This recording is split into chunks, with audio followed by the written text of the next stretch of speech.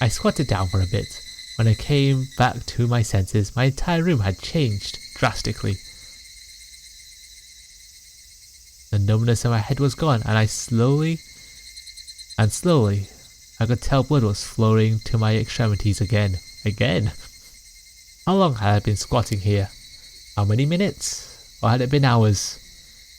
It was almost as if the hands on the clock had stopped moving the entire time my eyes were closed. That's how little time passed. Really?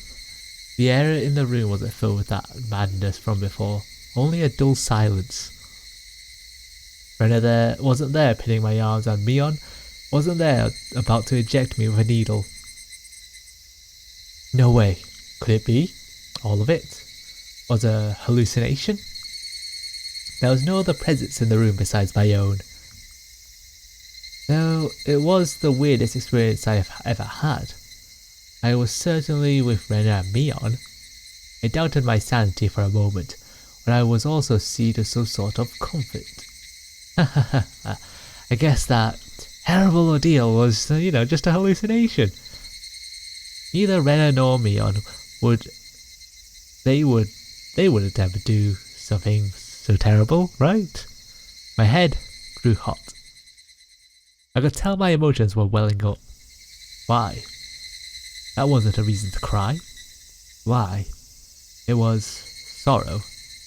Why was I sad? I don't understand. Lying to everyone, not discriminating against age or gender. Mion. That Mion was sprawled. Oh boy.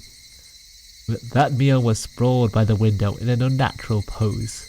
Blood stained her a deep red from her head down to her chest. The bright crimson smeared on the walls. That splatter had undoubtedly come from Mion.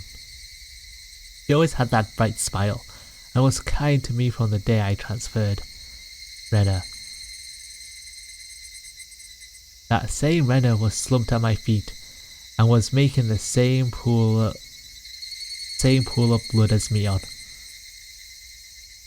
I couldn't comprehend what had happened. Did someone come to save me? Then they beat those two down with this metal bat. I finally noticed the weight in my right hand. How long had it been there? It was Satoshi's metal bat. It was covered in a deep red. There was no doubt that this was the weapon used to mutilate both of them. And I was holding that weapon. I was the only person in the house. But looking at this objectively, I couldn't think of anyone other than myself who could have done this. I did this? That's right. Keiichi Maibara. Of course I did it. I told myself gently, as if coaxing myself.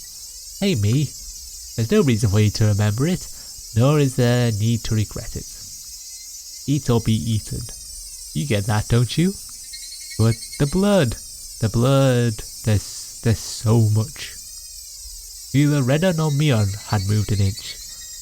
It wasn't just a split forehead and a trickle of blood, nothing that simple. The entire room was splattered with enough red, and that told me it didn't end with just 2 or 3 strikes. They were they dead? Both of them? The depths of my mind were calm, but on the surface I was panicking and agitated. Calm down, Keiichi Maibara. What happened to your usual calm self? Come on now. Do like you always do. Lower your head back and take a deep breath. Come on.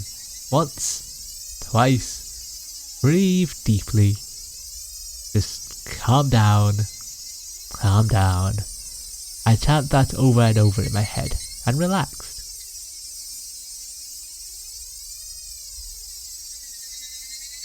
Look, our vision's cleared up. It's no longer completely red. Colour came back to my vision, and smells reinfused the air. At the same time, I remembered what happened when I blacked out. Great, we're gonna get a flashback for this, aren't we?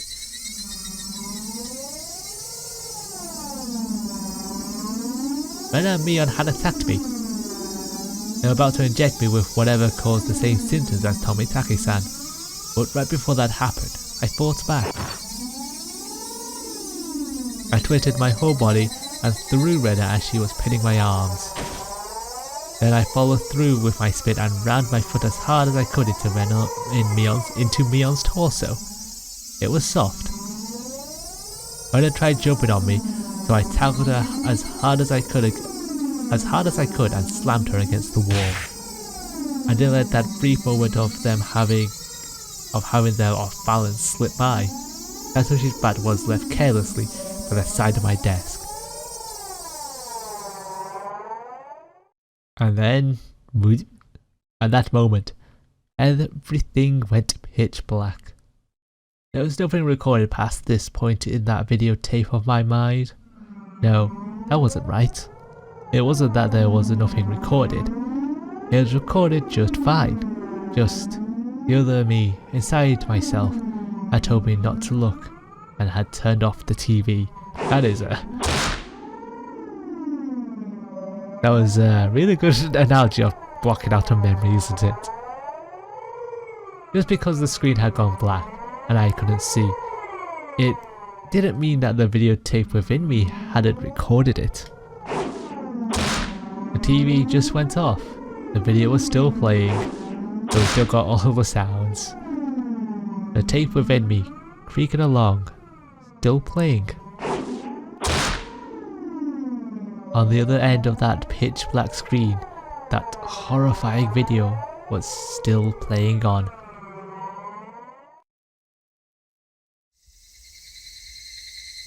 Compared to this though, the scene right before my eyes, was still so difficult to take in. There was blood splattered around everywhere on the walls and the two of them in those unnatural poses. Not a sign of movement from them.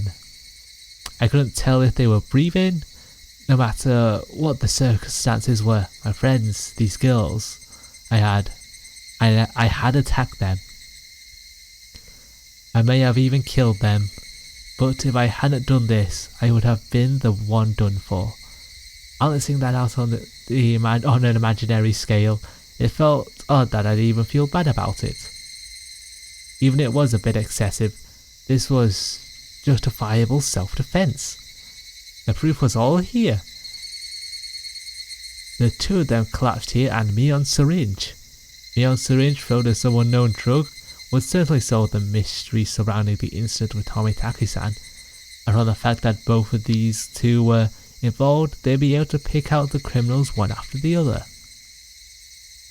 Still, I imagine I might be suspected for this, but that was just fine. Anyway, now this should be a police affair. This wouldn't fade into the darkness like Rena's past incidents.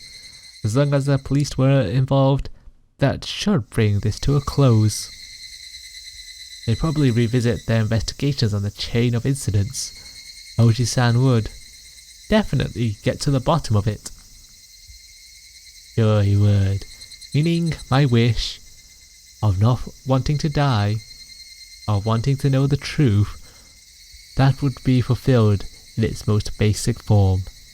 It was all a matter of time now. The doctor Rena called should be getting here soon. I'll confess everything to him. I needed to contact Oshi-san. At that moment I remembered. Besides the doctor, a manager had been called. It was easy to imagine that they were just someone deeply involved with the incidents, judging from Rena and Mion's conversation. The ache in my chest caused by the gruesome deed I'd done dissipated rapidly. It was not over yet. This place was no longer safe. Take on, Keiichi Maibara. It's not over yet. I needed to live long enough to tell the police of this incident. At that moment I felt like I heard someone's voice from outside.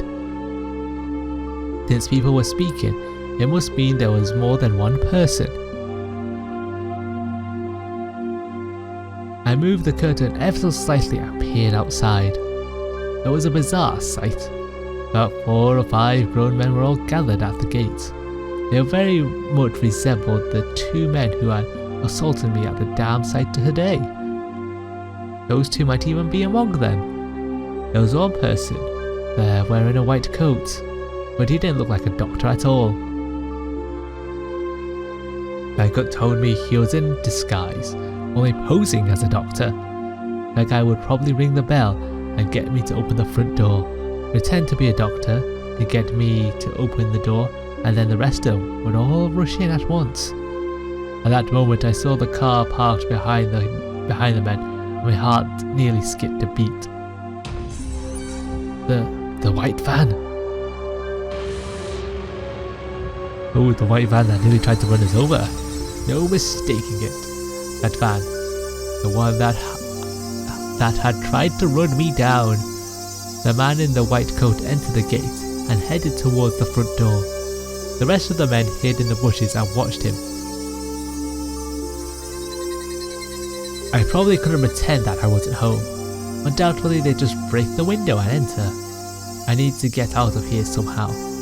Then use a public phone to contact Oshi-san. Then meet up somewhere. First of all, I needed a weapon. Then shoes. But before all that, there was one thing that I had to do. I had no intention of dying. I'll live and reveal the truth about this nonsensical curse of Oyashio-sama. What would happen from here on, regardless of how determined I was, may bring about my demise. And that was why there was one thing more important than getting out of here right now. I had to get to the clock quickly and take down the note hidden behind it. Damn it, the tape was sticking to it fast. I would find it was torn a little. I opened the slightly torn note and began writing another passage with a ballpoint pen. If I wasn't able to inform Oshi-san, then the only thing I could rely on was this note. I never thought a piece of torn college ruled paper. I haven't had that for a while, have I? I never thought a piece of torn college ruled notebook paper would be this reliable before. I had no time, only had to write what I knew right now. I needed to leave some sort of information that would lead them to uncover the truth. Ren and Miyana are conspirators of the perpetrators. This was an undeniable fact. I still didn't want to believe it, but it was a fact. Anyway, I'll leave all the information that would help lead them to finding the perpetrators. There are 4 or 5 odd adults, maybe more. They have a white van. This was everything I was able to see from the window. There may be more. There was also that unidentified person known as the manager. To begin with, that term manager didn't mesh with Hinamizawa at all. If they were going to include the managers from the past incidents, then the only one is the construction foreman, the victim of the first murder. The very first victim in the chain of incidents. Killed in a lynching, his body divided into 6 pieces. His right arm was never discovered. The police should have confirmed that death. Ren and Myung both called him manager. They said manager. They wouldn't use that term to refer to someone who was dead. The police would never even convinced that someone who was deceased could be involved. Could that be some sort of oversight? I didn't know. I believe you're just going 110 on this, going over the top with it all. But even if I didn't know, it might be a big hint for Oshi-san. That's right. They needed to start fresh from the first incident. It wasn't a simple dismemberment, but the start of this string of mysterious deaths that would follow. So then, there must be something hidden there. Please reinvestigate the victim from the dismemberment incident. He's alive. His death should be been established after an autopsy. Logically, you would think as much. But was that really the case? Could it have been some sort of ploy that they were able to deceive the police with? I shouldn't jump to conclusions, but he may still be alive. I had no time to ponder that right now. Oh yeah, there's something even more important that I needed to write. Omitake-san's death was from an unknown drug. That's right. That drug, it was an irreplaceable piece of evidence. No doubt just by having this, everything would be uncovered. I couldn't just leave that vital clue lying on the floor. This syringe is proof. Writing that down, I stuck the syringe onto the back of the clock with plenty of tape, so it would not slip out and fall onto the floor firmly. The bell rang. They were here.